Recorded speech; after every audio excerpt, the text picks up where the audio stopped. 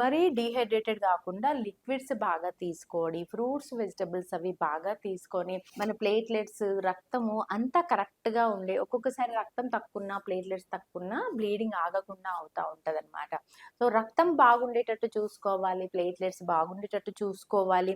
ఇంకా మరీ బ్లీడింగ్ మరీ ఎక్కువ అవుతుంది ఆగట్లేదు అన్నప్పుడు డాక్టర్ని ఖచ్చితంగా కలవాలి. ఇలాంటి చిన్న చిన్న మెలకువలు పాటించుకొని మళ్ళీ బ్లీడింగ్ అయితే భయపడకుండా ఉండాలన్నమాట. అది కామనే ప్రెగ్నెన్సీలో అప్పుడప్పుడు జరుగుతూ ఉంటుంది.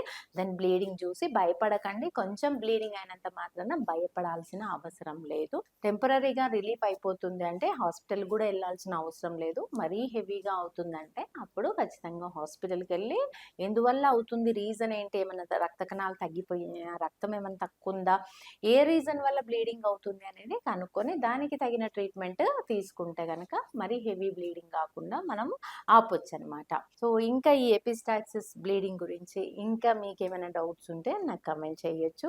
ఇంకా మీకు ప్రెగ్నెన్సీ గురించి కానీ ఇన్ఫర్టిలిటీ గురించి కానీ ఇంకా ఎలాంటి డౌట్స్ ఉన్నా నాకు కమెంట్ చేయండి. నేను కంపల్సరీ వీడియో రూపంలో ఆన్సర్ చేయడానికి నేను ట్రై చేస్తాను.